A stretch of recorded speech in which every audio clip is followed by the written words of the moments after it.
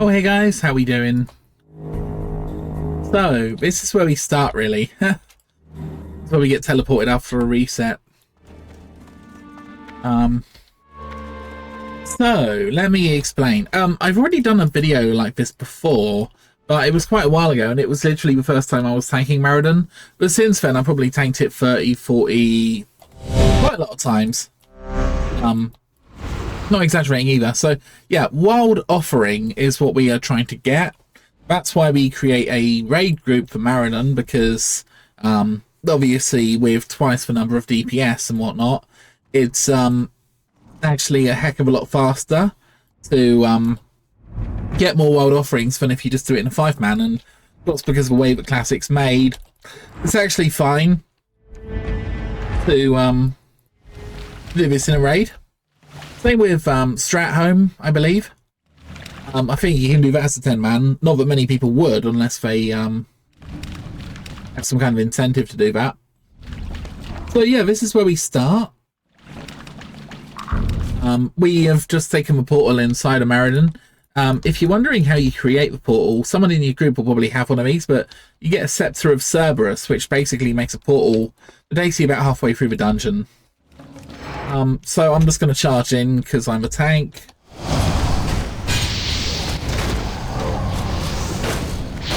Not everyone needs to sort of be here, you know, to really start. Probably a little bit important with the healers here, but yeah, whatever. There, I can heal myself. I'm not super worried about threat. Or anything like that. I'm just going to literally, you know, get through this as quick as possible. We're all here to sort of get through and to, you know, do stuff. So I'm going to charge in, but generates rage. I'm going to let off a thunderclap.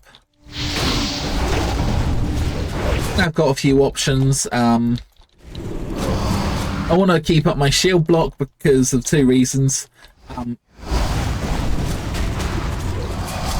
Oh, I hate these mobs. So these mobs actually do a sonic boom that stops you casting abilities. Which is like super useful. We don't really need a tank here, if I'm perfectly honest, because like they said, everyone's tanking, but I'm sort of taking a bit more of a lead here. Which just makes it a bit easier, you know, one person to heal more than everybody else. Again, gonna charge in, get closer, let off my thunderclap, get my shield block up, and we can start doing a few sunders. And shield bashing when available. Shield bash does a lot of threat. And we now have an ability that basically resets shield bash 33% of the time and sort of makes it cost no resources, no rage.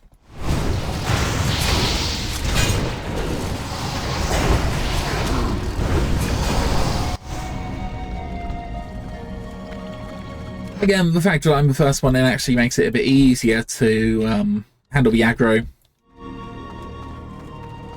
So with a 10-man group, we should be looking at about 9-10 minutes per reset.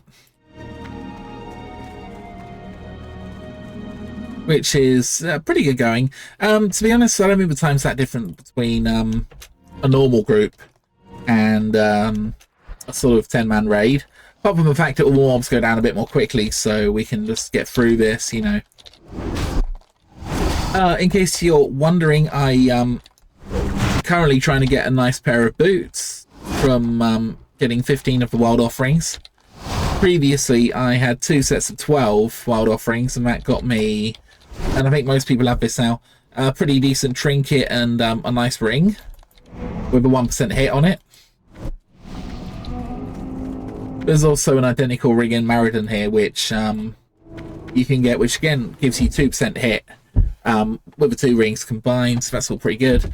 But yeah, I currently want the boots. I think they give me about a good amount of strength and agility. Should be kind of nice. No stamina on there, but you know, whatever. The agility is actually still kind of good for tanking in a way, because it increases dodge. Block, is it blodge? Oh, what is it? I think it's dodge. Double check.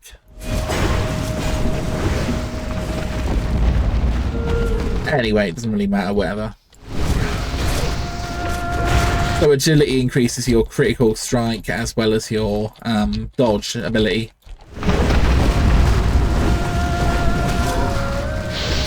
Really bugging me now. Let me go to stats.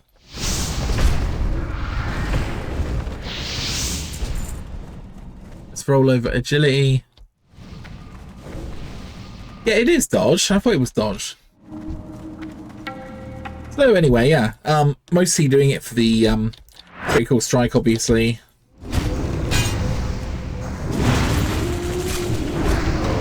So Warrior does several things here. The Thunderclap is actually super nice because it reduces the attack speed of the enemy, which reduces damage.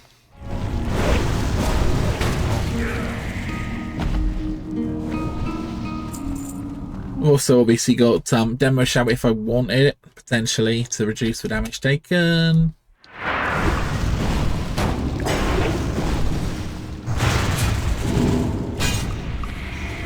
I will go through my runes at the end, just, you know, in case you're curious.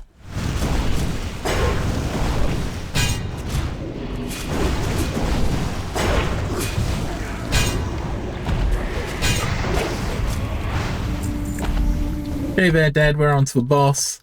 Boss should go down very quickly. Then, of course, we kill the dinosaur after the boss. In order to materialize the dinosaur, you need a special horn. But I think most people have the horn. I certainly have it. So bear in mind, someone in the group or raid needs to have that, though it's never been an issue as far as I know. Run. Mine's currently in the bank. I've never actually used mine. Two options here when she does this, either run out or, you know, just take it, whatever. We've got a healer, it's fine. She drops for loot. Read on that, whatever it is. Dinosaur's here, let's run into the dinosaur. Hit him up a bit.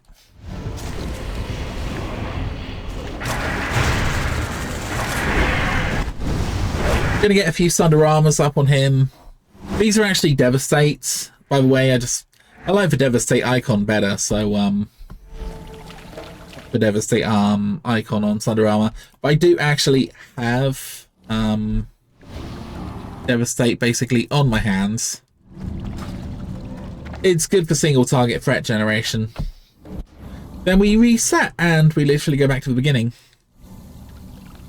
Of course, Thunderclap is good for multiple targets. We also have Battle Shout and Demo Shout, which will generate some sort of AoE threat, and most of the stuff we do actually generates threat as well. All pretty good. If you're wondering why we're logging out, you'll see in a minute. It resets us back to the beginning. Because I'm sitting on a massive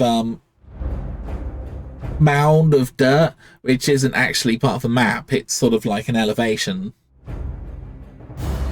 So basically the game glitches out because it doesn't have coordinates for where I am. Hence resetting back to the beginning, which is exactly where I started. So I won the video there. I'll tell you what I'll do just quickly. Go over my talents. You can choose whatever you want. So for head, I'm obviously going for shield mastery because I'm using shield. Warbringer makes me more mobile, which is kind of nice. Helps generate threat as well, because I can sort of use my charge ability. Quite like Focus Rage because it reduces the cost of everything by 3, which is kind of nice. Better get out. Furious Thunder, which basically enables me to use Thunderclap, which again is really good AoE threat generation. For warriors, you know, can you believe there was a time before that? Has to be had very quickly. So yeah, I've gone through race generation, but to be honest, I think Rallying Cry's actually better if you're in a sort of raid and you need it. But yeah, this is more like a personal health regeneration thing. Generally go for sword and board. On the wrists,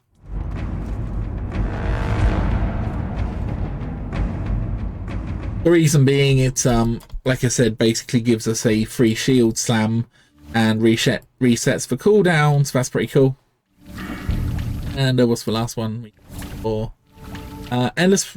No, we went for Devastate. Devastate's good, single target damage, whatever. We pull this thing. I'm gonna pull it to the other guys.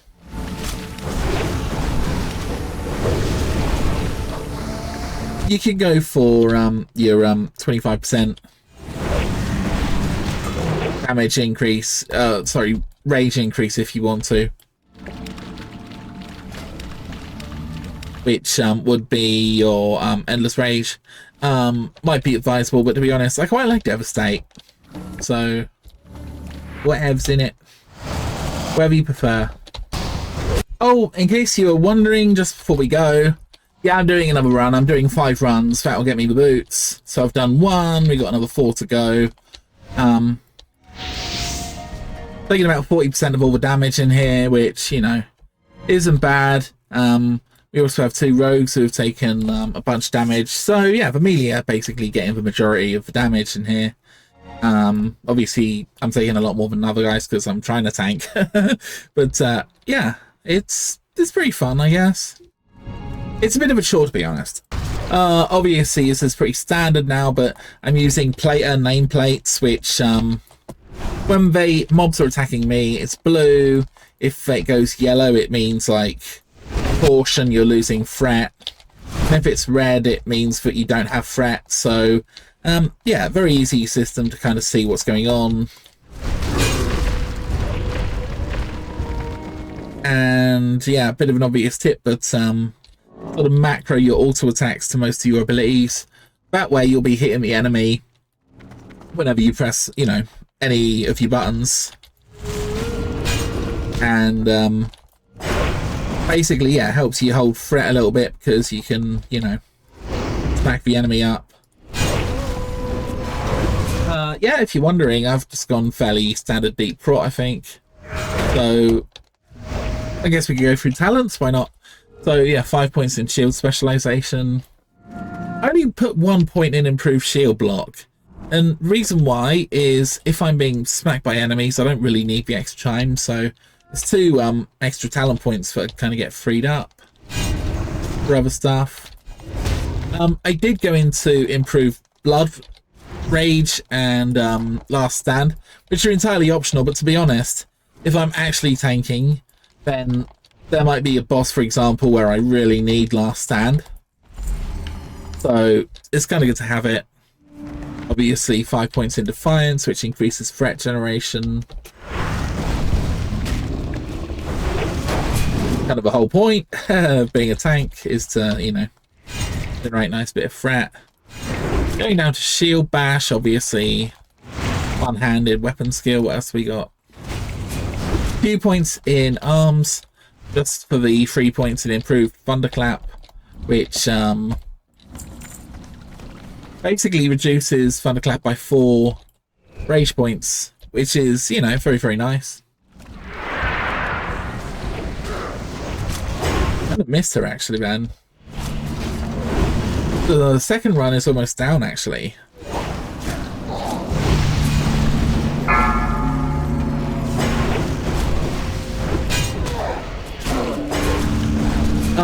Bit of a problem is I kind of use my taunt too readily. I know I do.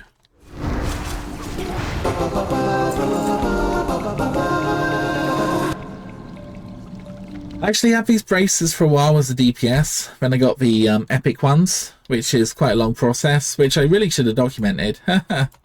Oh, dinosaurs up.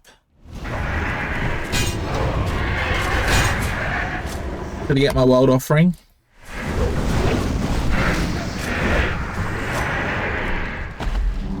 Seems I got mine somehow.